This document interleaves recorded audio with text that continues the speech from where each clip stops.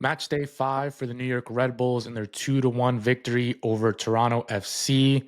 This is the post-match analysis. I'm here with Carlos. We were at the game. How you doing, Carlos? Feel great. It was a fun game yesterday. It got exciting towards the end. We're about to dive into it. Yeah, and let's dive right into it. So the New York Red Bulls lined up in the same kind of 3-4-2-1 formation, or 3-3-5-2, honestly.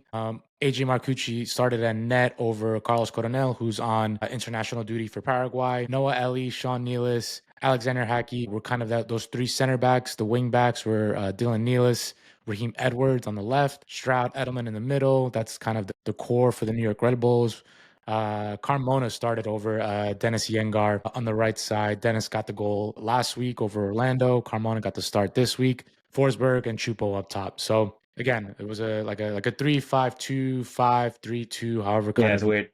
Yeah, depending on the situation. But AJ Marcucci, a guy, a product of the New York Red Bulls too, has been a part of the Red Bulls organization for quite a bit. Got his first MLS start yesterday, so he was quite excited to get his first win. He said Carlos Coronel sent him a text pre and post, just congratulating him on the win. I think all the guys were really happy to see him get that first W under his belt, and you saw what a positive influence he is in the locker room and how happy the guys were for him. Love it. Yeah. And at the post-game conference, I think Edelman came out of the locker room and was asking him questions behind the media. So yeah, I mean, all the boys are happy for him. So yeah, Yeah, great it was game. Edelman and Hackey who came out to support him. Well, cool. Let's dive into kind of the game. So I think we can agree the first half was not as dominant as we've come to see from the Red Bulls, especially at home. I think no team really got into any real rhythm. Pretty choppy for the most part.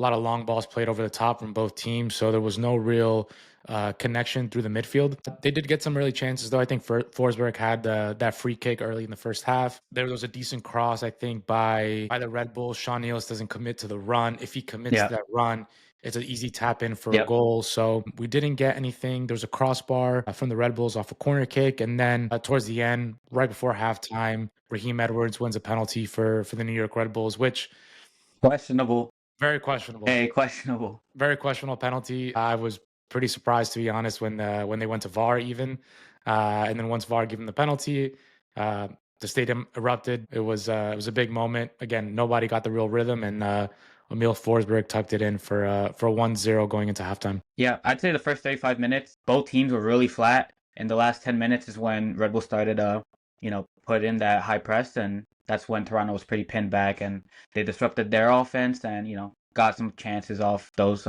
possession losses from Toronto, and then that kind of led into the second half and how they started. Yeah, I would agree. I mean, Red Bulls usually tries to come out full on press, and they did a little bit, but it didn't seem as full out as some previous games. So I totally agree. I think the press wasn't as aggressive as it normally was, maybe because they were playing in a back five, so maybe a little more outlets coming out of the back. I'm Hmm. not sure, but yeah, I thought it was an absolute gift, that penalty. Oh, it was insane. If we're being honest, but we'll take it. Red Bulls don't care. 1-0. Let's go to the second half. Second half, I think the first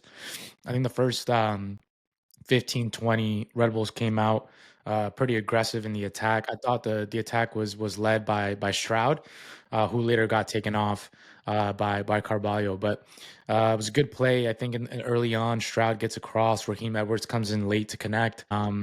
And then it was a great combo play, also led by Stroud, that led to a shot around the 64th minute. And then Red Bulls did get another chance by a cross by Forsberg that Hackey kind of, it like Nick. goes over him. He like flicks it with his left foot. Sean Johnson makes a really good save. Yep, great save.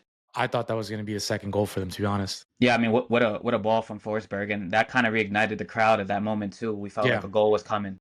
Yeah. Yeah, so yeah, great play. Yeah, and I think especially in the first half, the crowd was pretty quiet first like 2025 because of the game, right? The game was really um wasn't great, to be honest, even for a neutral fan. So the crowd really did play into it more towards the late first half, and then obviously early second half. Red Bulls had some momentum, got the crowd into it. But Eric Etienne Jr., former Red Bulls player, comes into the game and was just causing havoc on that left side. Was doing really well attacking the Red Bulls back line, but also doing some combo play, getting in behind and that's how Toronto get their first goal, right? Toronto wasn't really Nothing creating going forward. creating any chances, but Etienne really provided a spark in his homecoming, and he plays a 1-2 with Insigne, gets him behind. He had so much space to keep going, and he just left-footed cross one time What a ball. To DeAndre Kerr, an amazing ball, amazing header, great finish. You know, AJ couldn't really do much about it. I think he gets a hand on it maybe, but it hits the crossbar in. Toronto ties it 1-1, where it seemed like Red Bulls had the game pretty controlled, but Etienne provided that spark for Toronto, and 1-1. It was what, the 70th minute? 70th minute, yeah.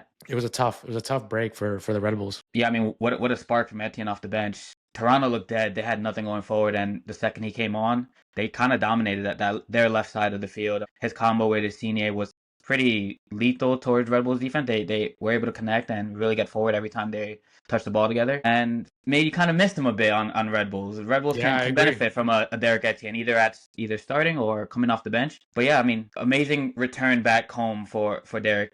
And he played really well. I think they could have benefited with him starting in the game and maybe just had Yeah. a little more offense going forward. Yeah, totally agree. I did question why he didn't even start, right?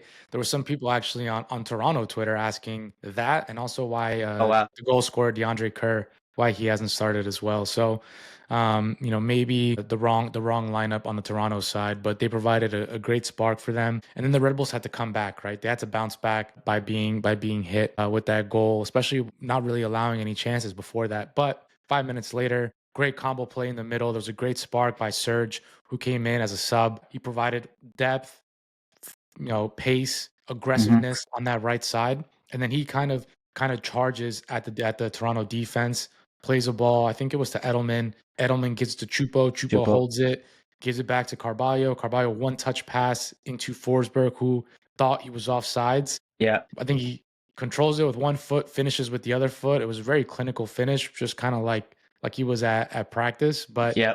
Simple scores a simple talk.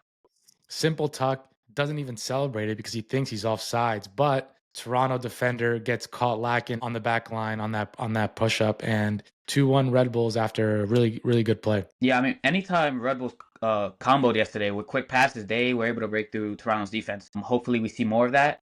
It seems like, for some reason, they just lack defined combinations in the midfield to break through the opposing team's either midfield or defense. But anytime they were able to quickly, pass it around their defense, they had chances. Yeah, And, as expected, the offense has to go through Forsberg or Choupo-Moting. Choupo-Moting's hold-up plays magnificent. excellent. And that's what kind of even led to that second goal. His hold up play, passed it back to Carvalho, and Carvalho's one-time touch to Forsberg leads to an easy play and a great goal. Yeah. Yeah, to be honest, I think in that first half, it seemed like they were trying to expose them on the wings, and we both Mhm. said like Red Bulls are still lacking quality wing play. Yeah, So there's no surprise, right, that the goal comes from combo play in the middle, right, yeah, with their yeah. better players combining. It was a great goal. Forsberg in the post game presser, you know, admitted that he probably thought he was offside, which is Hmm. why he didn't celebrate it. So I think we all kind of figured as such. And then Derek Etienne Jr. again, right, comes in, attacks the right side of the Red Bulls defense, has a really good opportunity, and just kind of puts it Oh wide. man, inches away from a side Inches netter. wide. It could have easily been a 2-2 game, to be honest. Yep. They got away. They got away with it. I mean, Red Bulls deserved the win, but Etienne off the bench, he was scary and had the Red Bulls on their heels. Yeah, and he was. I mean, we know him personally, right? It was fun to see him come back and play really well. He was getting a lot of praise from Bernardeschi, from Insigne, so it was good to see like true quality Italian internationals giving him some love because he was really dominant when he came on. And then that's really I think Serge made another really good attempt in the 84th minute. It was a pretty good charge, left-footed shot. Keeper Sean Johnson made a decent save, but again, I think overall was a solid game for the Red Bulls. Again, first half I don't think was their best half this season, but I think they did deserve to win. Toronto didn't really have much in the attack, and it's surprising because of all the players that they have. Right, Bernardeschi, Yeah, Insigne. They had a Longstaff who played at Newcastle. yeah. Very surprising, Quality to be quality honest. players, especially the Italian duo up top. Like it's wild for them not to kind of have any offensive spark with two quality, forwards. So it's surprising. I don't know what's kind of happening in Toronto. I think they're last place right now in the Eastern Conference. So hopefully, there's a creative spark that turns Yeah. on, for Toronto. Yeah, they lack connection. You saw the one time, right? Longstaff had the ball twice on the touchline, and he wanted to give the ball in Hmm. behind to Bernadeschi, and Bernadeschi's offsides. Yeah, You saw them getting into it yeah. a bit in that second half. Yeah, in the post game presser, I asked Coach Sandro Schwartz, what prevented them from finding a real rhythm in that first half. Kind of didn't really fully give Tiptoed me the around the question a bit. a little bit, but I think he in a few moments in that presser, he said that it's normal. It's normal when you want to be dominant, but you can't always be dominant, right? And he did give Toronto credit for the players that they have because they do have quality players. And I think Bernadeschi had you saw some of his quality in that first half.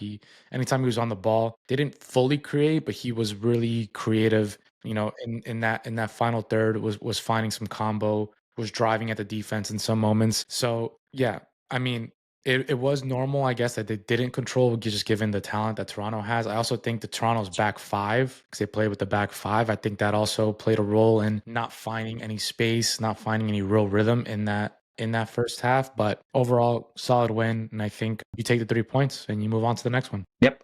Who did they play next? Do you know? They have New England next weekend How's New in England doing? Gillette. I think they're like mid, maybe Okay. mid bottom. Yeah, Yeah, I mean, hopefully Rebels start, obviously it's kind of a bit of a new team offensively, so hopefully, they start building that relationship and we start seeing better quality play for longer periods of the game, yeah. than we've been seeing lately. So let's Yeah, see. yeah, I think that's really what it is, right? It's just being more consistent, more dominant throughout longer periods, and I think that's something that all the Red Bull fans are asking for. So we'll take it. 3 points. This was the post game analysis. Always great catching up with you, Carlos. We'll talk soon. Yes, sir, bro. Talk to you soon. Take care.